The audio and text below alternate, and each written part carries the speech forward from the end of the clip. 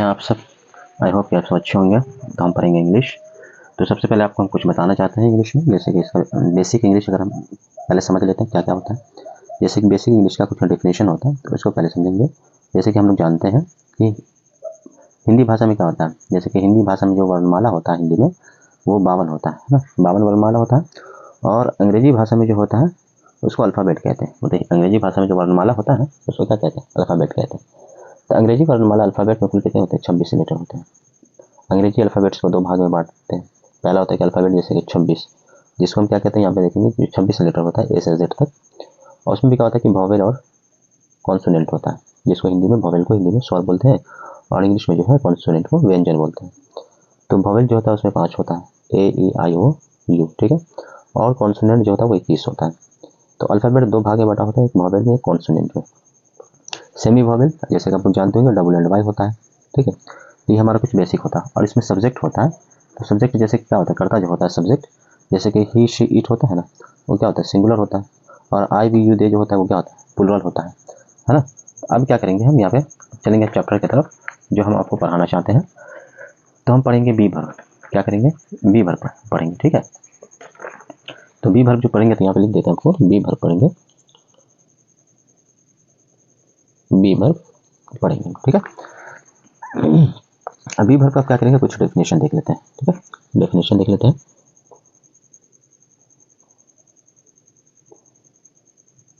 ये डेफिनेशन है ना, डेफिनेशन लिख दिए। किसी व्यक्ति वस्तु या किसी व्यक्ति वस्तु या स्थान, व्यक्ति वस्तु या स्थान क्या है, क्या है, कहाँ है,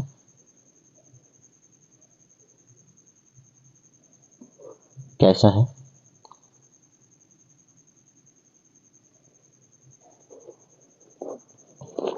कैसा है, के बारे में, के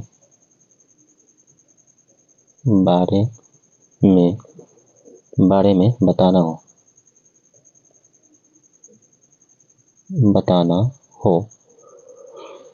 तो हम वहाँ बी, हम क्या करेंगे, बी। तो बी में क्या आएगा, देखेंगे बी में जो है इज एम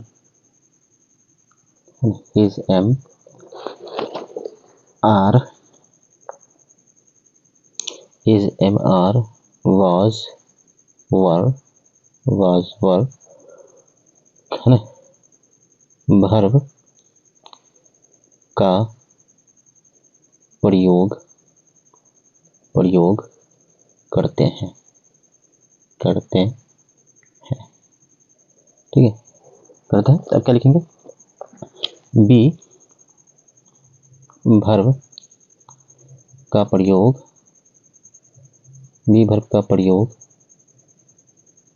का प्रयोग, हम तीन प्रकार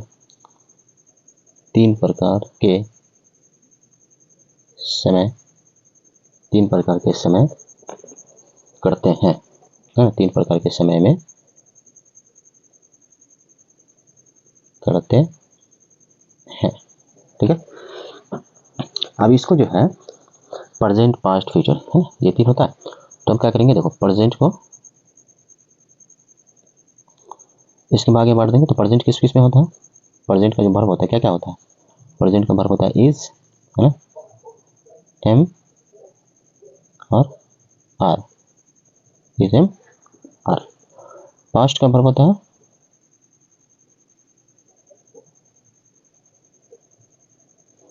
वाज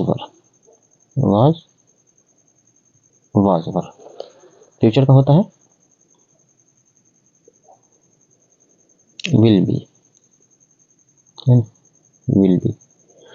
तो ये देखेंगे, प्रेजेंट का वर्ब हो गया इज एम आर, पास्ट का वर्ब है वाज वर, फ्यूचर का विल बी। मतलब जो प्रेजेंट की बात होगी तो प्रेजेंट में क्या करेंगे, इज एम आर का प्रयोग करेंगे, पास्ट में वाज वर का और फ्यूचर में विल बी का। वो हम आगे बताएंगे कि इस का किस में होगा, आर का किस में होगा, एम का किस में होगा, आर का किस में होगा, प्रेजेंट में भी, और पास्ट में भी वाज वर का किस में होगा, फ्यूचर में भी विल बी का है ना किस में होगा। तो जब हम आगे देखते हैं फिर बताएंगे आपको कि हम आगे में किस किस का क्या क्या लगेगा। तो अब क्या है कि जैसे बी वर्ब का अगर हम प्रेजेंट में पढ़ते हैं, ठीक है, जैसे है ना, पहले पढ़ेंगे बी वर्ब इन प्रेजेंट, पहले प्रेजेंट के बारे में पढ़ेंगे। Be verb in present, be verb in present, ठीक है।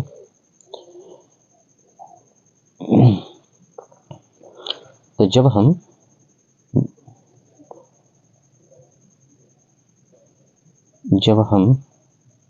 प्रेजेंट मतलब वर्तमान समय है ना, जब हम प्रेजेंट मतलब वर्तमान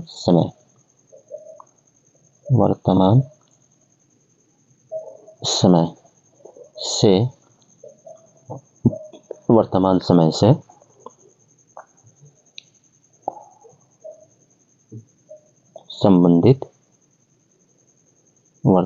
से संबंधित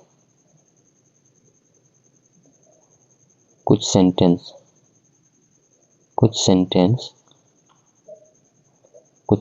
बनाते हैं तो उसमें हम 3 प्रकार की हेल्पिंग वर्ब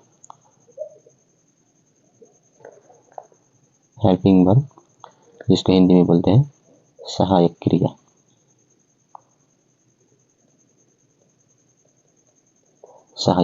का प्रयोग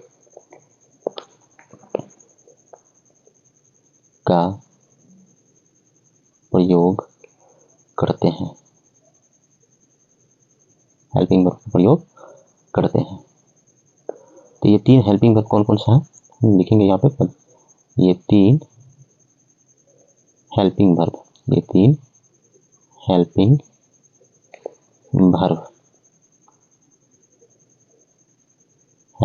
कौन कौन से हैं। इज एम आर किसके लिए है, ये प्रेजेंट के लिए, ठीक है, इज आर एम, ठीक है, इज आर एम। आगे बढ़ेंगे। इनका प्रयोग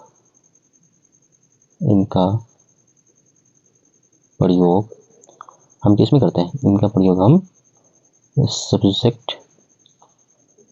हम सब्जेक्ट के अनुसार करते हैं, सब्जेक्ट के अनुसार करते हैं, है ना। ये 3 जो हेल्पिंग वर्ब है इज एम आर, तो इसका हम कैसे प्रयोग करते हैं, देखो प्रेजेंट में तो प्रयोग करते ही हैं, लेकिन हम कब करते हैं, सब्जेक्ट के अनुसार करते हैं, है ना। ये तीनों हेल्पिंग वर्ब जो है इज एम आर, ये तीनों is am are helping verb जो है, तो तीनों हेल्पिंग वर्ब का प्रयोग सब्जेक्ट के अकॉर्डिंग करते हैं, सब्जेक्ट के अनुसार करते हैं, ठीक है। जैसे कि बताते हैं आपको किस किस में प्रयोग होता है ना, मतलब इसका किस में होता है, एम का किस में होता है, आर का किस में होता है। तो हम किसके आई के साथ किसका करते हैं, आई के साथ किसका प्रयोग करते हैं, आई के साथ एम का प्रयोग करते हैं।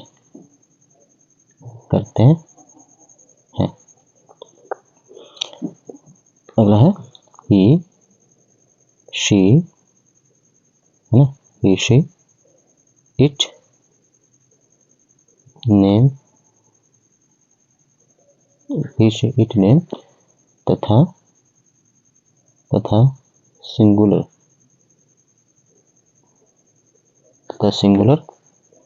सब्जेक्ट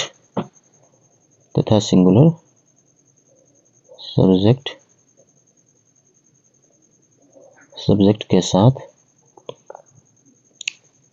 सिंगुलर सब्जेक्ट के साथ किसका प्रयोग करेंगे, इज का, है ना, इसका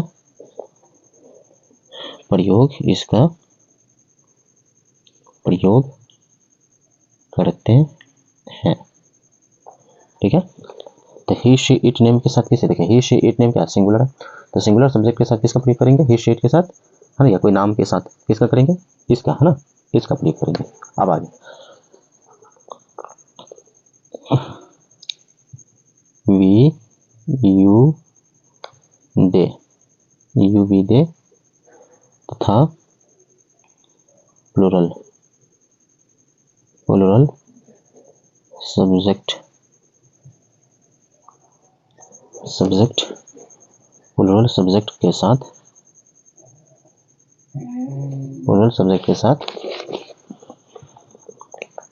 सब्जेक्ट के साथ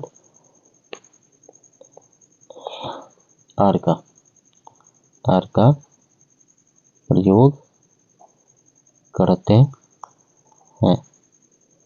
प्लूरल सब्जेक्ट के साथ किसका करेंगे? आर का प्रयोग करेंगे। ठीक है, अब इसका स्ट्रक्चर हमको बता देते हैं। चलिए, तो देखिए यहाँ पे इज जो है इसका प्रयोग किसके साथ करेंगे? तो यहाँ पे देखेंगे ही, ठीक है, अगला है शी, अगला है इट, इट, ठीक है, इट,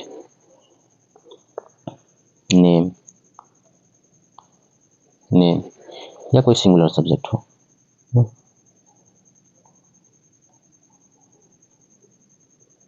सिंगुलर के साथ। ठीक है, तो ही शी इट नेम्स और कोई भी सिंगुलर सब्जेक्ट को इसके साथ किसका प्रयोग करेंगे?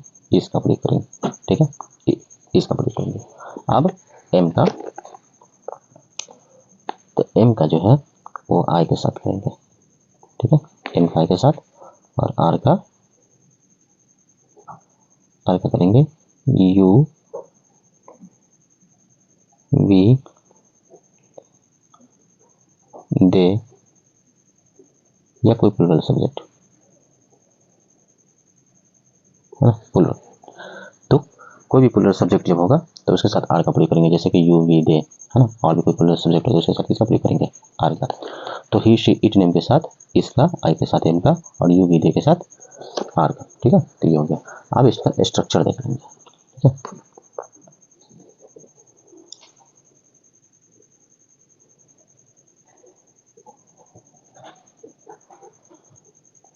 स्ट्रक्चर क्या है? तो एफर्मेटिव के साथ मतलब सिंपल के साथ क्या लगाना है? सब्जेक्ट इसका क्या होता है? यहाँ पे देखेंगे रूल होता है, सब्जेक्ट शॉर्ट में लिखेंगे सब्जेक्ट इज, ठीक है, एम या आर है ना, प्लस ऑब्जेक्ट। ये हो गया एफर्मेटिव का। नेगेटिव में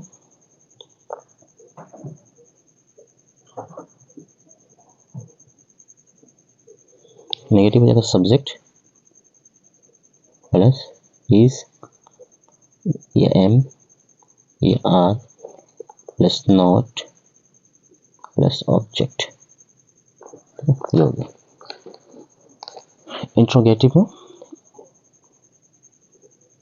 इंटेरोगेटिव में, तो इंट्रोगेटिव का रूल हो जाएगा इज या एम या are plus subject plus object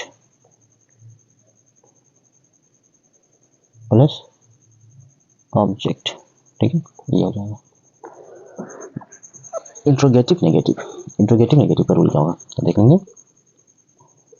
interrogative negative is oblique am oblique are plus subject plus not plus object plus object. ठीक है, क्वेश्चन। अब WH क्वेश्चन का क्या होगा? ठीक है, देखिए WH क्वेश्चन जब होगा, कोई क्वेश्चन जब आएगा ना WH, तो WH के साथ क्या लगाएंगे? तो हम लिखेंगे WH प्लस इज या एम या are plus subject plus object. ठीक है, तो ये हो गया बी वर्ब इन प्रेजेंट है ना, ये टोटल देखिए स्ट्रक्चर देख सकते हैं आप। ठीक है, ये हो जाएगा बी वर्ब इन प्रेजेंट का है टोटल। अब अगला पढ़ेंगे हम पास्ट फिर फ्यूचर है ना, तो अभी इस क्लास ले सकते हैं वहाँ से, तो शॉर्ट वीडियो में जाएंगे, वहाँ से आपको जो है बी वर्ब का प्रेजेंट में, पास्ट में, फ्यूचर में सबको मिल जाएगा, और समझने के लिए क्लास को देख लेंगे। तो अभी के लिए रहने देते हैं, फिर मिलते हैं अगले क्लास में, तब तक के लिए बाय।